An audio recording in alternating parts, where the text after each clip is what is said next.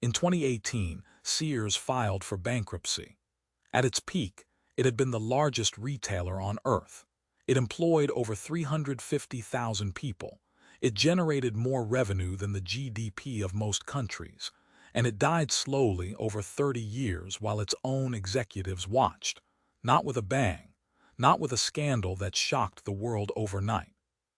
Sears died the way empires usually die, decision by decision, quarter by quarter, with a boardroom full of people who were absolutely certain they knew what they were doing.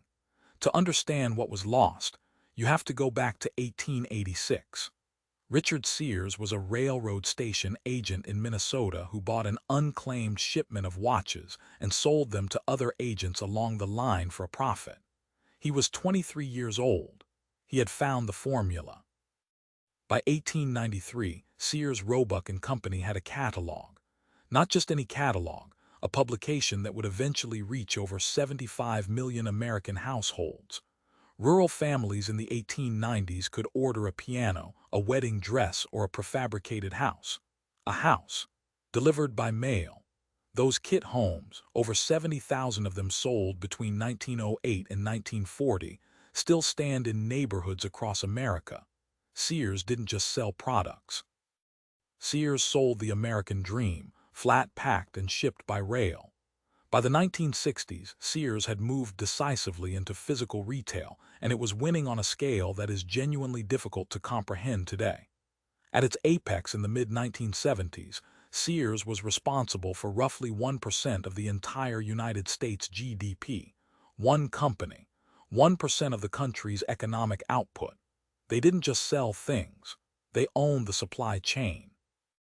The Kenmore appliance brand, the Craftsman tool brand, the Die Hard battery brand, Sears manufactured or controlled the production of a vast portion of what it sold. Vertical integration before anyone called it that. They also invented, essentially, the American credit card.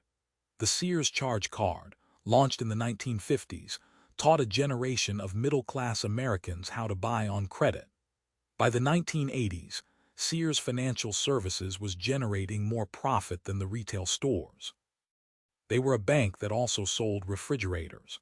In 1973, they completed the Sears Tower in Chicago. At 1,450 feet, it was the tallest building in the world. They didn't need that much office space. They built it anyway because they were Sears, and Sears did not think small. That building is a useful monument, not to success, to the precise moment a company becomes so confident in its own permanence that it stops paying attention to the ground beneath its feet. Because the ground was already shifting. In 1962, 3 companies opened their first stores: Target, Kmart, and Walmart. Sears noticed. Sears was not particularly concerned. This was a mistake of historic proportions. Through the 1970s and 1980s, Walmart was executing a ruthless, data-driven, low-cost expansion strategy across rural America, exactly the demographic Sears had built its catalog empire serving. Sears responded by diversifying into financial services and real estate. The logic was not entirely wrong. The timing was catastrophically off. By 1989, Sears had acquired Dean Witter, Coldwell Banker, and the Discover card. They called it the store of the future strategy. Analysts called it unfocused. Customers called it confusing by walking into a Sears, seeing a stock brokerage in the corner, and leaving to buy their washing machine somewhere else. By 1992, under intense pressure, Sears abandoned the financial services strategy and spun off the assets. They had spent a decade and billions of dollars building something they then dismantled. The catalog, the original engine, the thing that made Sears Sears, was discontinued in 1993 after 97 years. The official reason was that it was no longer profitable. The unofficial reason is that they had stopped investing in it. Here is the turning point. Not the catalog cancellation, not the financial services detour. The real turning point came in 2005, when a hedge fund manager named Edward Lampert engineered the merger of Sears and Kmart, itself fresh out of bankruptcy, to create Sears Holdings. The deal was valued at approximately $11 billion. Lampert was brilliant by almost any financial measure. He had turned a modest fund into a multi-billion-dollar operation through sharp analysis and concentrated bets. He understood balance sheets with extraordinary precision. What he did not understand, or did not particularly prioritize, was retail.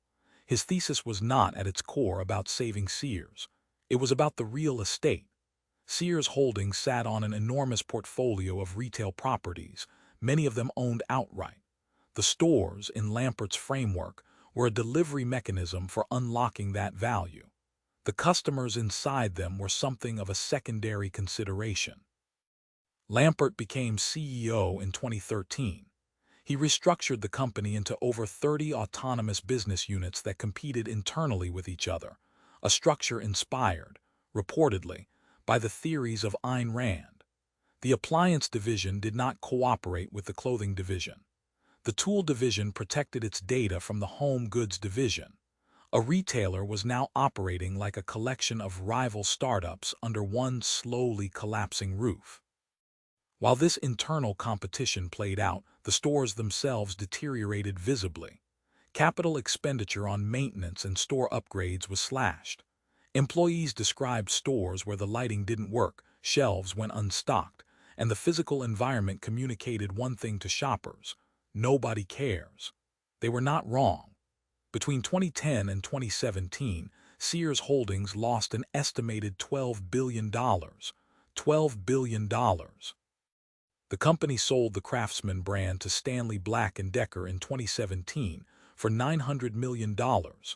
Craftsman, a brand Sears had built over 90 years, gone, to raise cash to cover operating losses. The store count collapsed. From roughly 3,500 locations in 2010 to under 700 by the time bankruptcy was filed in October 2018. 68,000 employees lost their jobs in the initial filing alone. Pension obligations of an estimated $1.5 billion hung over retirees who had spent careers trusting the company. Lampert's hedge fund, ESL Investments, had been lending money to Sears Holdings throughout this period and was simultaneously one of its largest shareholders. Critics argued this created a structure where Lampert profited from the lending, while the retail business declined around it. A 2019 lawsuit from Sears creditors alleged that billions in assets had been stripped from the company in transactions that benefited insiders. Lampert denied wrongdoing. The case was eventually settled. Meanwhile, Amazon had launched in 1994, 1 year after Sears killed its catalog. The company that had pioneered selling everything to everyone by mail, that had the logistics infrastructure, the customer trust, the brand recognition, watched a bookstore from Seattle reinvent its own original business model and conquer the world. There is a version of history where Sears sees Amazon coming and responds. They had the assets. They had the brand. They had the data and the customer relationships and the credit infrastructure. They had, in the Die Hard and Craftsman and Kenmore brands, something Amazon spent 20 years trying to replicate with Amazon Basics. They had everything. They chose not to use it. Not decisively, not urgently, not in a way that reflected any serious understanding of what was coming. By the time Sears launched a genuine e-commerce effort, Amazon's annual revenue had already crossed $100 billion. Sears was bringing a catalog to a server farm fight. The lesson of Sears is not that retail is hard, or that Amazon was unstoppable, or that disruption is inevitable. The lesson is simpler and more damning. Sears had every advantage: scale, trust, infrastructure, capital, and surrendered them not to a better competitor, but to its own strategic confusion and a leadership structure that prioritized financial engineering over the unglamorous work of serving customers. The most dangerous moment for any dominant company is not when a competitor appears. It is when the company decides its own dominance is proof that it understands the future. Sears made that mistake in the 1970s, again in the 1980s, and again in the 2000s. 3 chances. Same mistake. Impressive in its way. As of 2024, a handful of Sears and Kmart stores still operate, managed by a company called Transform Holdco, controlled by Edward Lampert. The Sears Tower was renamed the Willis Tower in 2009. The company that built it couldn't afford to keep its name on the door. Next time, we're looking at the company that invented the concept of fast fashion and then discovered that moving fast has consequences. The hidden empire behind Zara and the Inditex machine. Subscribe and don't miss it.